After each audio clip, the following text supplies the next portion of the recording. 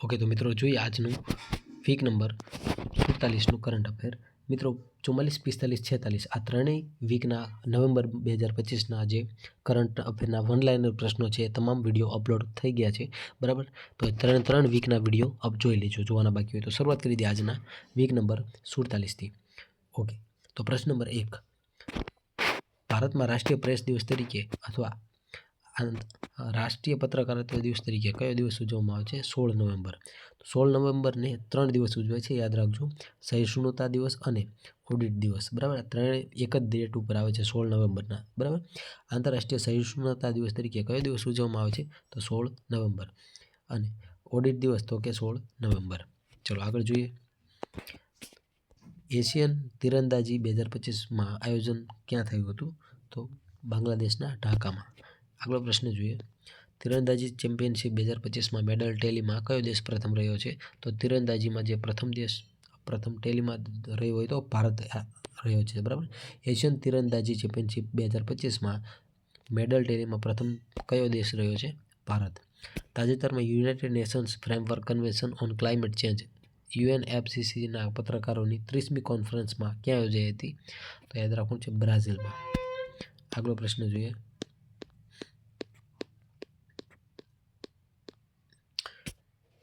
રાષ્ટ્રીય એપિલેપ્સી દિવસ સંદર્ભે નીચેના કયા વિધાનો સાચા છે? જોઈએ. પ્રશ્ન જવાબ સી, એટલે કે પહેલું બીજું બંને વિધાન સાચા છે. 17 નવેમ્બરના રોજ ઉજવવામાં આવે છે. એપિલેપ્સી દિવસ ક્યારે ઉજવવામાં આવે છે? 17 નવેમ્બર. મગજના વિકાર સાથે જાગૃતિ લાવવા અને આ રોગની સંબંધિત માન્યતાઓને તોડવા માટે ભારતમાં આ દિવસની ઉજવણી કરવામાં આવે છે. ઓકે, ટૂંકમાં કયા દિવસે આવે છે એપિલેપ્સી દિવસ? 17 નવેમ્બર, યાદ રાખવાનું છે. ત્યારબાદ તાજેતરમાં કયા દેશે વિશ્વની પ્રથમ ગ્રીન ફ્યુલ લેવી શરૂ કરી છે? ઓકે, તો ગ્રીન ફ્યુલ લેવી રજૂ કરી છે, જે હવાઈ મુસાફરો એક ચાર્જ છે. તો કયા દેશે? તો યાદ રાખવાનું છે, સિંગાપોરે, બરાબર. તાજેતરમાં ભારત અને કયા દેશ વચ્ચે મિત્ર શક્તિ કવાયત કરવામાં આવી છે? બરાબર, મિત્ર શક્તિ કવાયતની 11મી આવૃત્તિ છે, તો યાદ રાખજો, શ્રીલંકા. ભારતમાં કયા વર્ષ સુધીમાં 95% મહિલા કાર્યબળ ભાગીદારીનું લક્ષ્ય રાખવામાં આવેલું છે? તો 2030 સુધીમાં 95% મહિલા કાર્યોમાં જોડાશે. તેલંગાણા સરકાર દ્વારા તાજેતરમાં કોના મૌલાના અબુલ કલામ આઝાદના રાષ્ટ્રીય પુરસ્કાર 2025થી એને સન્માનિત કરવામાં આવે છે, બરાબર, તેલંગાણા સરકાર દ્વારા. તો યાદ રાખવાનું છે, મોહમ્મદ લતીફ ખાન. ત્યારબાદ આગલો પ્રશ્ન જોઈએ. ઓકે, તાજેતરમાં યુનિસેફ ઇન્ડિયાના સેલિબ્રિટી એડવોકેટ તરીકે કોની નિમણૂક કરવામાં આવી છે? તો કીર્તિ સુરેશ. તાજેતરમાં સમાચારમાં રહેલ રૌલાને ઉત્સવ કયા રાજ્ય સાથે સંકળાયેલું છે? તો રૌલાને ઉત્સવ તરીકે હિમાચલ પ્રદેશ સાથે સંકળાયેલું છે. ટેસ્ટ ક્રિકેટના ઇતિહાસમાં 4000 રન અને 300+ વિકેટ હાંસલ કરનાર ચોથો ક્રિકેટર કયો છે? તો રવિન્દ્ર જાડેજા. છઠ્ઠા રાષ્ટ્રીય જળ પુરસ્કાર 2024માં રાષ્ટ્રીય શ્રેષ્ઠ રાજ્ય કેટેગરીમાં પ્રથમ ક્રમે કયું રાજ્ય છે? તો મહારાષ્ટ્ર. છઠ્ઠા રાષ્ટ્રીય જળ પુરસ્કાર 2024માં શ્રેષ્ઠ રાજ્ય પુરસ્કાર કેટેગરીમાં કયો દેશ? ગુજરાત કયા ક્રમે છે? એટલે કે જે છઠ્ઠા રાષ્ટ્રીય જળ પુરસ્કાર 2000 શ્રેષ્ઠ રાજ્યની કેટેગરીમાં ગુજરાત કયા ક્રમે છે? બીજા.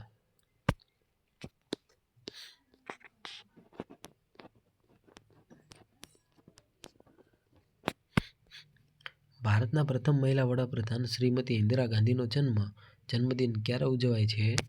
19 નવેમ્બર. શ્રીમતી ઇન્દિરા ગાંધીનું સમાધિ સ્થાન કયા નામે ઓળખવામાં આવે છે? શક્તિઘાટ. ઇન્ટરનેશનલ મેન્સ ડે તરીકે કયો દિવસ ઉજવવામાં આવે છે? 19 નવેમ્બર. વિશ્વ શૌચાલય દિવસ તરીકે કયો દિવસ ઉજવવામાં આવે છે? 19 નવેમ્બર. તાજેતરમાં ભારત અને કયા દેશ વચ્ચે ગરુડ કવાયત 2025ની દ્વિપક્ષીય હવાઈ કવાયત યોજાઈ છે? ફ્રાન્સ. તાજેતરમાં કયા રાજ્યના સુનાપુર અને પુરી દરિયા કિનારાને 2025-26 માટે ફરી બ્લુ ફ્લેગનો દરજ્જો મળ્યો છે? ઓડિશા. ત્યારબાદ તાજેતરમાં WHO ગ્લોબલ TB રિપોર્ટ 2025 બહાર પાડ્યો છે, તેના સંદર્ભે નીચેના પૈકી કયા વિધાનો સાચા છે? તો જવાબ એ, એટલે કે પહેલું અને બીજું. આ રિપોર્ટ અનુસાર વૈશ્વિક સ્તરે 2024માં 10.7 મિલિયન લોકો ટીબીથી બીમાર પડ્યા હતા અને 1.23 મિલિયન લોકો મૃત્યુ પામ્યા હતા. ત્યારબાદ ભારતમાં ટીબીના કેસો 21%નો તીવ્ર ઘટાડો થવા છતાં વૈશ્વિક સ્તરે સૌથી વધુ ટીબી બોજ વૈશ્વિક કેસોના 25% ધરાવતો દેશ ભારત છે.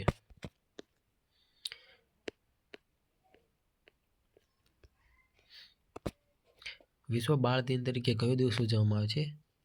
20 નવેમ્બર. ભારતમાં બાળ દિન તરીકે કયો દિવસ ઉજવવામાં આવે છે? 14 નવેમ્બર. ભારતમાં 14 નવેમ્બર અને વિશ્વમાં 20 નવેમ્બર. તાજેતરમાં COP13ની દરમિયાન ક્લાઇમેટ ચેન્જ પરફોર્મન્સ ઇન્ડેક્સ એટલે કે CCPI 2026 બહાર પાડવામાં આવ્યો હતો, જેમાં ભારત કયા ક્રમે હતો? 23માં. CAG કયા શહેરમાં નાણાકીય ઓડિટ માટે શ્રેષ્ઠ કેન્દ્ર સ્થાપશે? હૈદરાબાદ. તાજેતરમાં વર્ષ 2024 માટે શાંતિ નિઃશસ્ત્રીકરણ અને વિકાસ માટે ઇન્દિરા ગાંધી શાંતિ પુરસ્કાર કોને એનાયત કરવામાં આવશે? તો મિશેલ બેચેલેટ. બરાબર, મિશેલ બેચેલેટ.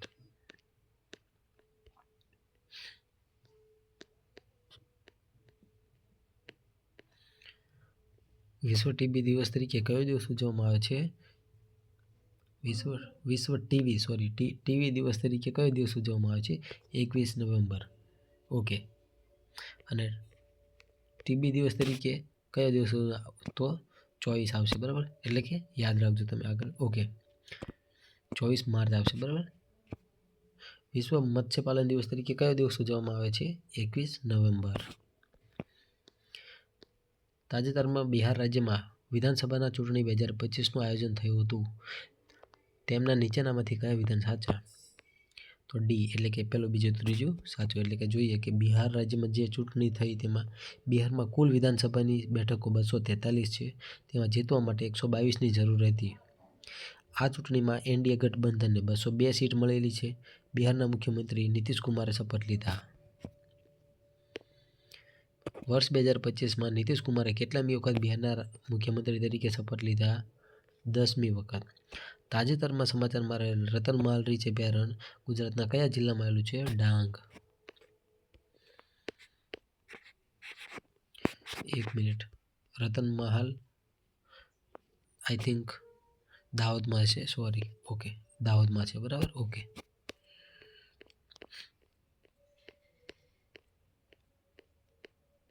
રતનમહાલ અને લીમખેડા બંને દાહોદમાં આવશે. ચલો હવે આગળ જોઈએ. ત્યારબાદ મિસ યુનિવર્સ 2025 વિજેતા યુવતીનું નામ શું છે? ફાતિમા બોસ. મિસ યુનિવર્સ 2025ના રોજ જીતનાર ફાતિમા બોસ કયા દેશનું ફાતિમા બોસના દેશનું નામ એટલે કયા દેશમાંથી આવે છે? બરાબર, મેક્સિકો. નીચેના પૈકી કઈ ભારતીય યુવતીએ મિસ યુનિવર્સનો તાજ જીતેલો છે? ઉપરોક્ત તમામ એટલે કે હરનાથ સંધુ, લારા દત્તા અને સુષ્મિતા સેન ત્રણે મિસ યુનિવર્સ રહી ચૂકેલા છે. બરાબર. તાજેતરમાં કયો દેશ કોલંબિયા સિક્યોરિટી કોન્ક્લેવનો 6થો પૂર્ણ સભ્ય દેશ બન્યો છે? સેશેલ્સ. ગ્લોબલ હંગર ઇન્ડેક્સ 2025માં ભારત કયા ક્રમે છે? 102. ગ્લોબલ હંગર ઇન્ડેક્સમાં 102ના ક્રમે છે.